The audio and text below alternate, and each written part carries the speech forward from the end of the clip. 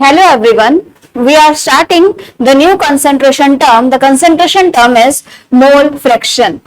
Okay? कौन सी term है? Mole fraction.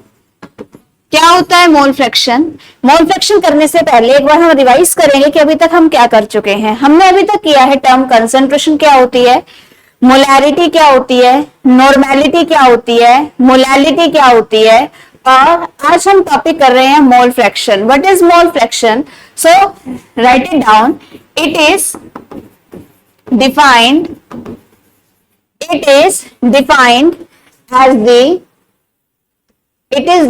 as the number of moles of one component to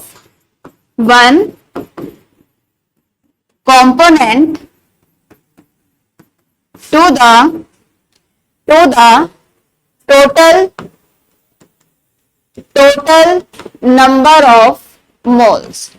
total number of moles. Mole fraction को हम represent करते हैं by the symbol small x. ठीक है, क्या कहता है मोल फ्रैक्शन कि नंबर ऑफ मोल्स हम वन कंपोनेंट के लेंगे, ठीक है, अपॉन में टोटल नंबर ऑफ कंपोनेंट्स आ जाएंगे. जैसे हम सॉल्यूशन की बात करते हैं, आपको पता है जो सॉल्यूशन होता है, ठीक है बेटा, जो सॉल्यूशन होता है वो दो के कॉम्बिनेशन से बनता है. किस किस के?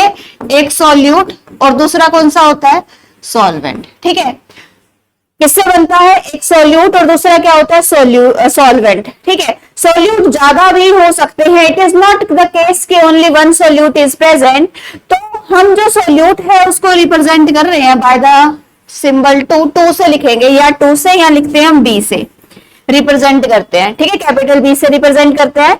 जो सॉल्वेंट होता है इसे 1 से रिप्रेजेंट करते हैं, या फिर हम इसे कैपिटल A के साथ रिप्रेजेंट करते हैं. तो फिलहाल हम सॉल्यूशन मान रहे हैं कि सॉल्यूशन में दो कंपोनेंट है, एक सॉल्यूट और एक सॉल्वेंट, एक शुगर और दूसरा क्या है? वाटर. राइट.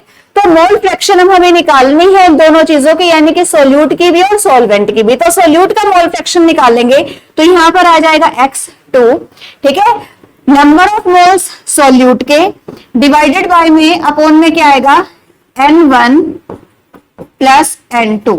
ठीक है, टोटल नंबर ऑफ मोल्स. अब बात आती है यहां पर हमारे पास कि नंबर ऑफ मोल्स क्या होते हैं. What are number of moles? ठीक है, तो नंबर ऑफ मोल्स बराबर होते हैं given mass over molecular mass. ठीक है, किसके बराबर होता है? Given mass over molecular mass. इसे हम कहते हैं नंबर ऑफ मोल्स. तो क्या होता है नंबर ऑफ मोल्स?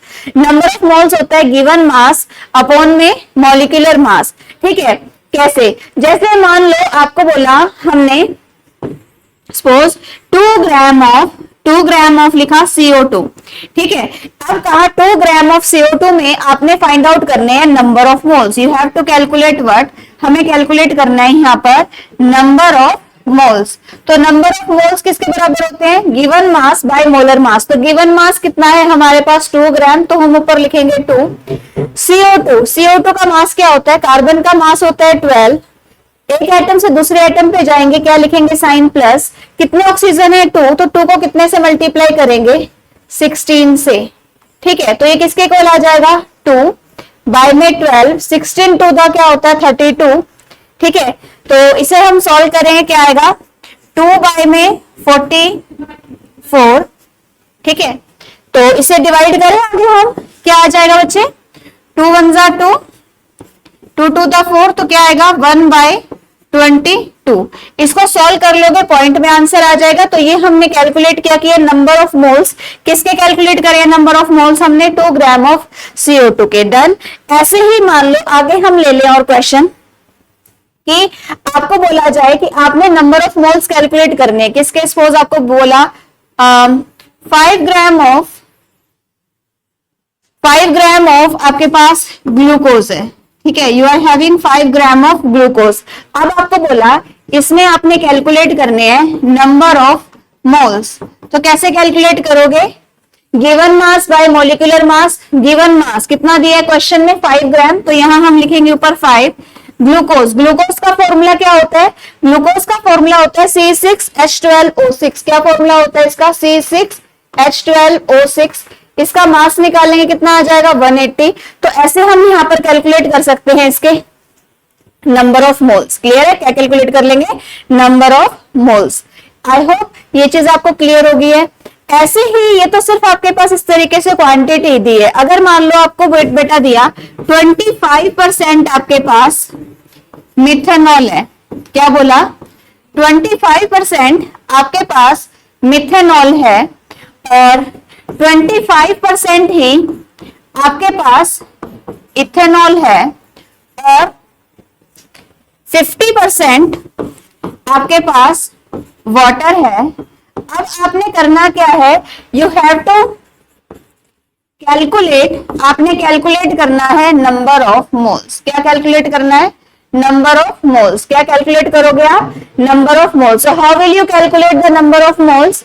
तो नंबर ऑफ मोल्स निकालने के लिए फॉर्मूला गिवन मास बाय में molar mass, right.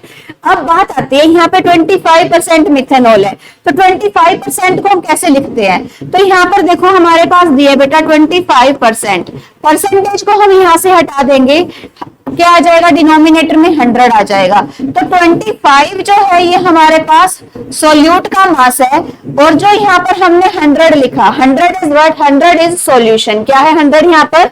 Solution. Overall जो सॉल्यूशन है वो कितना है हमारे पास? 100 ml का। डन, ठीक है। और अगर सॉल्वेंट निकालना हो हमें इसमें से, तो सॉल्वेंट कैसे निकालते हैं? सॉल्वेंट कैसे निकालेंगे? तो हमें पता है सॉल्यूशन किसका सम होता है? सॉल्यूट प्लस सॉल्वेंट का, राइट। तो सॉल्वेंट कितना आएगा? सॉल्यूशन 100 है, सॉल्यूट 25 है, तो सॉल्वेंट कितना आ जाएगा? 75। फिलहाल हमें इसका सॉल्वेंट का कोई यहाँ पर काम नहीं है, हम सिर्फ यहाँ पे नंबर ऑफ मोल्स निकाल रहे हैं।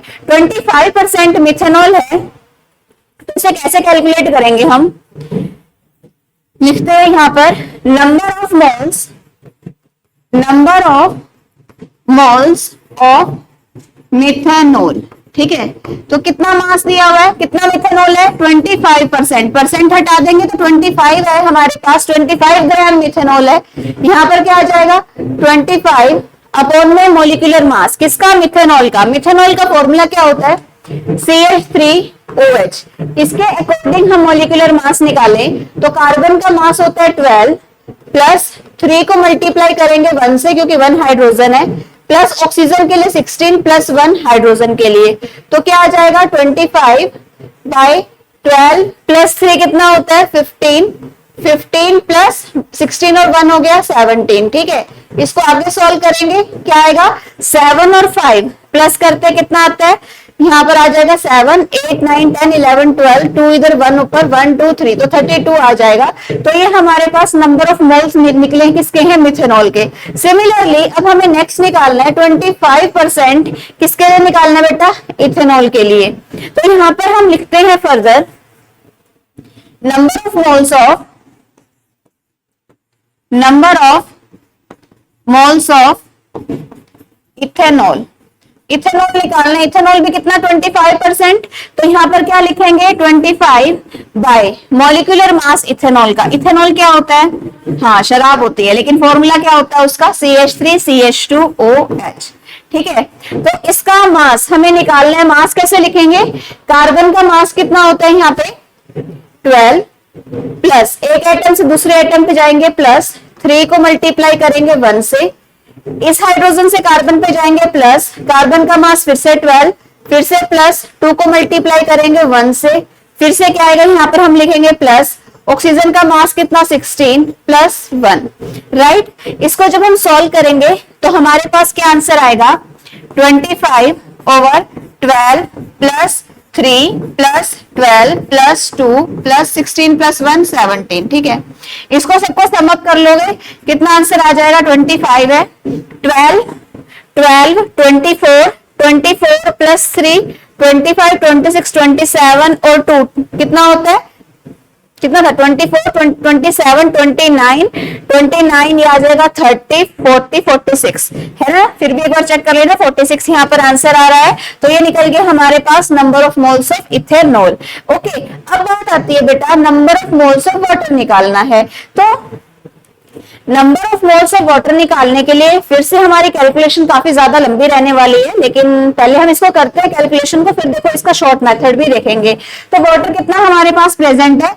50% ऑफ वाटर प्रेजेंट है। तो 50% वाटर प्रेजेंट है, तो हम ऐसे केस में अगर हमें नंबर ऑफ मोल्स निकालने हो, number of moles of water, तो वाटर कितना दिया था क्वेश्चन में 50%, 50% वाटर दिया हुआ है, इसका मतलब यहां पर हम क्या लिखेंगे न्यूमरेटर में 50, वाटर का मास कितना होता है 18, ठीक है, ये आ गया नंबर ऑफ मोल्स। अब देखो ऐसे क्वेश्चन को अगर हमें सॉल्व करना हो तो ये हमारा बहुत टाइम कंज्यूमिंग पार्ट हो जाएगा कि तीनों पार्ट को हम सॉल्व कर रहे हैं, ठीक है, 1 और 2 को तो फिर भी हम सॉल्व कर लिए, लेकिन थर्ड को सॉल्व करने में डेफिनेटली हमें टाइम लगेगा। तो क्या कोई ऐसा मेथड है हमारे पास कि हम ये जो कैलकुलेशन वर्क है इसको हम आसान कर पाए? तो बिल्कुल है, कैसे वो देखते हैं यहाँ पर। देखो बेटा, हमारे पास दिया मोल फ्रैक्शन x1, ठीक है, जो कि किसके बराबर होता है n1 bye n1 plus n2, ठीक है। सिमिलरली जो x2 होता है वो किसके बराबर होता है n2 बाय में n1 प्लस n2। अब हम इन दोनों टर्म्स को प्लस करेंगे, क्या करेंगे x1 प्लस x2 कर देंगे, वैल्यू पुटिंग करेंगे, x1 की जगह क्या आ जाएगा बेटा n1 अपॉन में n1 plus n2। Similarly x2 की जगह हम वैल्यू पुट करेंगे n2 अपॉन में n1 प्लस n2, ठीक है, n1 प्लस n2, इनका हम एलसीएम ले लेंगे तो क्या आ जाएगा हमारे पास n1 प्लस n2 अपॉन में n1 प्लस n2, ठीक है। तो क्या हो जाएगा, ये दोनों आपस में कैंसल आउट और आंसर कितना आ जाएगा 1। तो ओवरऑल हमने यहाँ पे क्या रिजल्ट निकाला, हमने निकाला जो x1 होता है और जो x2 होता है वो किसके बराबर होता है 1 के, किसके बराबर होता है 1 के। जरूरी नहीं है जैसा कि मैंने बताया हम नंबर 1 और 2 ही मेंशन करें। देखो बेटा, आई एम रिपीटिंग, 1 जो वर्ड होता है वो किसके लिए होता है सॉल्वेंट के लिए, 2 जो वर्ड होता है वो किसके लिए होता है सॉल्यूट के लिए होता है, राइट। लेकिन ये जरूरी नहीं है कि हम यहाँ पर 1 और 2 लिखें, हम 1 और 2 की जगह अल्फाबेट भी यूज कर सकते हैं। अल्फाबेट कैसा, अल्फाबेट लिख सकते हैं बेटा हम यहाँ पर XA प्लस XB किसके इक्वल आ जाएगा, ये 1 के इक्वल आएगा, किसके इक्वल आएगा, ये 1 के इक्वल आ जाएगा। आई होप ये चीज आपको क्लियर हो गई है, ठीक है। अब इससे सीखने वाली बात क्या है, तो यहाँ पर आप लिखोगे मेन बात, क्या लिखो नोट करके, नोट जो हमारा नोट रहेगा यहाँ पर, क्या पहली बात x1 का फॉर्मूला बराबर होता है n1 अपॉन में n1 प्लस n2। दूसरी बात जो x2 होता है वो बराबर किसके होता है n2 अपॉन में n1 प्लस n2। तीसरी बात यहाँ पर जो नंबर ऑफ मोल्स होते हैं, ये जो n1 n2 जो भी हम लिख रहे हैं उसे हम नंबर ऑफ मोल्स कहते हैं। नंबर ऑफ मोल्स का फॉर्मूला जो होता है वो हमारे पास क्या होता है, गिवन मास बाय में क्या आता है मॉलिक्यूलर मास, क्या आता है मॉलिक्यूलर मास, ठीक है। इसके बाद नेक्स्ट आता है बेटा, ये एक यूनिटलेस क्वांटिटी होती है, क्यों, जो यूनिट ऊपर की होगी न्यूमरेटर की होगी वही जो है यूनिट डिनोमिनेटर की हो जाएगी, दोनों कैंसल आउट हो जाएंगे। इसका मतलब ये क्या हुआ, यह हुई एक यूनिटलेस क्वांटिटी। क्या होती है ये यूनिटलेस क्वांटिटी, ये बात याद होनी चाहिए। इट इज अ यूनिटलेस, साफ सा लिख लेते हैं, इट इज अ, क्या होता है ये unitless, it is a unitless quantity. क्या होती है ये यूनिटलेस क्वांटिटी होती है, ओके। इसके बाद फिफ्थ बात, जो इंपॉर्टेंट बात हमने देखी वो मोल फ्रैक्शन के लिए क्या होता है, x1 प्लस x2 किसके बराबर मिलता है 1 के। जब हमने यहाँ पर 2 कंपोनेंट्स लिए हैं, 2 कंपोनेंट्स का मतलब हमने यहाँ पर 2 चीजें ली हैं, ठीक है, एक सोल्यूट और सॉल्वेंट। जरूरी नहीं है ना कि अगर हम सॉल्यूशन बना रहे हैं सिर्फ उसमें शुगर और वाटर ही प्रेजेंट हो, हम वाटर के अंदर शुगर भी डाल सकते हैं, हम सॉल्ट भी डाल सकते हैं, मतलब 3 चीजें भी तो सॉल्यूशन के अंदर हो सकती है। तो अगर 3 चीजें होती है तो रेदर कि यहाँ पर हम x1 plus x2 equal to 1 लिखें, हम यहाँ पर क्या लिखेंगे, हम यहाँ पर लिखेंगे x1 plus x2 plus x3 किसके इक्वल आ जाएगा 1 के, ठीक है। अब बात आती है, आप बोलोगे कि मैम फिर हमने ये ऐसा क्यों लिखा। इसका लिखने का सिर्फ पर्पस हमें एमसीक्यू टिक करना नहीं होता, समटाइम हम अपने न्यूमेरिकल को भी बहुत आसानी के साथ सॉल्व कर सकते हैं। कैसे वो देखते हैं, ठीक है। मान लो आपके पास बेटा दिया सपोज 25 ग्राम ऑफ, वही ले लिया CH3OH, 25 gram of CH3OH is dissolved in water to form 100 gram of solution. ठीक है, ग्राम की जगह यहाँ पे हम ml ले लेते हैं फिलहाल आपको, ताकि कोई कंफ्यूजन ना आए। हमने यहाँ पे ml ले लिया और ये भी यहाँ पे ml ले लिया। ओके, मिथेनॉल है 25 ml लिया और हमने 100 ml सॉल्यूशन बना दिया। अब आपको बोला मोल फ्रैक्शन निकालो दोनों कंपोनेंट का। दोनों कंपोनेंट एक होता है X2, फॉर्मूला क्या होता है हम पहले आंसर में लिख लेंगे कि फॉर्मूला चाहिए क्या। मोल फ्रैक्शन की बात हुई है, ठीक है। मोल फ्रैक्शन लिखा है यहाँ पे, नहीं लिखा, यहाँ पर लिख लो क्वेश्चन में।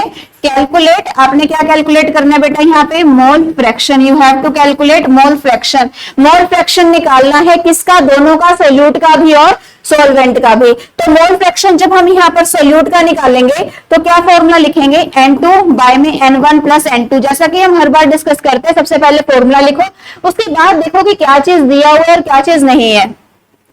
सिमिलरली X1 किसके बराबर आ जाएगा, N1 बाय में N1 प्लस N2। हम X2 निकाल रहे हैं तो X2 किसके बराबर आएगा, 25% इथेनॉल। इथेनॉल का मास हमने पीछे कितना निकाला था, ये कितना होता है 12 प्लस 3 प्लस 16 प्लस 1, कितना हो जाएगा 16 1 17, 17 और 3 कितना हो जाएगा 20, 20 और 16 है, 17 20 30 32, तो ये आ गया 32 राइट अपॉन में। ठीक है, इसको थोड़ा यहाँ पे लिख लेते हैं हम सही से। तो ये X2 बराबर आ जाएगा 25 बाय 32। डिनोमिनेटर में N1 कितना आएगा, बाकी बचा हुआ 25 ml हमारे पास क्या है, सोल्यूट है। 100 ml हमारे पास क्या है, सॉल्यूशन है। तो बेटा सॉल्वेंट कितना आएगा हमारे पास, जो सॉल्वेंट है 100 में से 25 को माइनस कर देंगे तो कितना आ जाएगा 75। कितना आएगा 75। तो यहां पर हम लिखेंगे क्या 75, वाटर का मास कितना होता है 18 प्लस में 25 बाय 32। ठीक है, इस सारे को हम सॉल्व करेंगे तो सॉल्व करके हमारे पास आंसर क्या आता है बताएं जल्दी, कि अगर हम 25 बाय 32 करते हैं, ठीक है, 25 बाय 32 करने पर हमारा जो आंसर आता है कितना आता है, बाय 32 आंसर आता है 0.78। ठीक है, 0.78 आता है आंसर। और ऐसे ही अगर हम 75 को 18 से डिवाइड करते तो 4.16, तो ये आता है हमारे पास 0.78, यहाँ पर आता है 4.16 प्लस 0.78। ठीक है, इसको सॉल्व करेंगे तो ये हमारे पास आ जाएगा 0.78 ओवर, इसको करें बेटा सॉल्व तो क्या आता है 6 6 12 13 14, 4 इधर 1 ऊपर, 7 8 9 9, ये आ जाएगा 4.94। ठीक है, तो ये अब आगे सॉल्व करो, इसका आंसर बताओ। 0.78 को डिवाइड करना है हमें, 0.78 को डिवाइड करना है हमने 4.94 के साथ, तो यहाँ पर हमारे पास आंसर आ रहा है 0.1578। कितना आंसर आ रहा है हमारे पास 0.1578, यानी कि 8 लिख लेते हैं, और अगर 8 और शॉर्ट में सो करना चाहे तो ये हमारे पास हो जाएगा 0.16।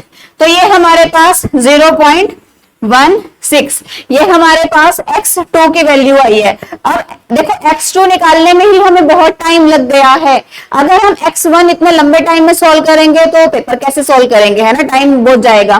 तो अब हम X1 कैसे निकालें, तो देखो अभी पीछे आपको मैंने फॉर्मूला लिखवाया, क्या X1 और X2 1 के बराबर होता है। मेक श्योर आप जो भी टर्म निकालो, चाहे X1 निकालो या X2 निकालो, आंसर पॉइंट की फॉर्म में ही आएगा, आंसर पॉइंट की फॉर्म में ही आएगा। तो अब यहाँ पर हम लिखेंगे X1 प्लस X2 किसके बराबर होता है, 1 के बराबर होता है। तो जो हमारे पास हमने निकाला है X2 0.16 फाइंड आउट किया है, तो X1 किसके इक्वल हो जाएगा, ये टर्म उधर चली जाएगी, 1 माइनस 0.16। तो सॉल्व करेंगे आंसर कितना आ जाएगा, 10 में से 6 गए 4, 9 में से 1 गया 8, तो कितना आंसर आएगा X1 इज इक्वल टू 0.84। जैसा कि मैंने आपको पहले बताया कि जो हमारे पास X1 हो X2 हो, मोल फ्रैक्शन कोई भी हो, ये एक यूनिटलेस क्वांटिटी होती है, हम इसके बाद में कोई भी यूनिट नहीं निकालते। इस तरीके से हमने यहाँ पर X1 और X2 कैलकुलेट कर लिया। सिमिलर अभी इससे पहले मैंने क्वेश्चन लिया था, क्वेश्चन क्या लिया था, ये ना पीछे क्वेश्चन था मिथेनॉल, इथेनॉल और ये पीछे वाटर का था ना। ये ऐसे ही यहाँ पे करके देखो, आपके पास x1 होगा, आपके पास x2 दिया होगा, आप यहाँ पर x3 निकाल सकते हो। कैसे? फॉर्मूला लगाओ, x1 plus x2 plus x3 equal to 1। Okay, ये टर्म और बेटा ये दो टर्म इधर ही चली जाएगी माइनस की फॉर्म में, मतलब x3 किसके इक्वल आएगा, 1 माइनस x1, माइनस में क्या आएगा, x2। इस पूरे को सोल्व करोगे, आंसर फिर भी आपके पास पॉइंट की फॉर्म में आएगा। It never comes out to be greater than 1। Okay, ना ये 1 मिलेगा ना ये 1 से ज्यादा मिलेगा, आंसर आपका हमेशा ऐसे 0 पॉइंट की फॉर्म में ही आता होता है। ये चीज आपको ये बात याद रखनी है। आई होप ये जो मोल कंसेप्ट का जो हमने क्वेश्चन किया है, नॉट मोल कंसेप्ट, ये जो हमने क्वेश्चन किया है मोल फ्रैक्शन का, आई होप ये जो चीज है आपको अच्छे से क्लियर हो गई है। ठीक है, आई होप ये टॉपिक कंसेंट्रेशन ये सारी आपको क्लियर हो गई है। तो एक बार हम टॉपिक देख लेते हैं। कंसेंट्रेशन के लिए आपको मेन इंपॉर्टेंट टॉपिक क्या क्या आने जरूरी है। एक होता है इसमें molarity, next is normality. Molarity क्या होता है, मोलिकुलर मास बाय में वॉल्यूम ऑफ क्या होता है, सॉल्यूशन इन लीटर। नॉर्मेलिटी में इक्विवेलेंट मास आता है, वॉल्यूम ऑफ सॉल्यूशन लीटर में ही होता है। नेक्स्ट आता है मोलैलिटी। मोलैलिटी में क्या लिखते हैं हम, मोलैलिटी में हम यहाँ पर मास ऑफ सॉल्वेंट लेते हैं। मोलैरिटी की यूनिट कैपिटल एम होती है, नॉर्मेलिटी की कैपिटल एन होती है, मोलैलिटी की स्मॉल एम होती है। इसके बाद नेक्स्ट टर्म होती है हमारे पास मोल फ्रैक्शन। मोल फ्रैक्शन एक यूनिटलेस क्वांटिटी होती है, क्या होती है, यूनिटलेस क्वांटिटी। ठीक है, ये जो चार टर्म है ये आपको बहुत अच्छे से आनी चाहिए। इन सभी की वीडियोस जो सी अपलोड कर दी जा चुकी हैं। तो अगर किसी बच्चे को कोई क्वेरी आती है अभी भी किसी टॉपिक में, तो बच्चा पूछ सकता है। Feel free to ask your doubt. Okay, we will try our best कि आपके जो भी डाउट है उसको हम सॉर्ट आउट कर सके, उसके डाउट आपके बहुत क्लियर कर सके, सो दैट आपको जो चीजें हैं वो बहुत अच्छे से क्लियर हो। ठीक है, I hope you like the lecture. Thank you, keep study, keep learning and keep smiling also. ठीक है, ओके, थैंक यू।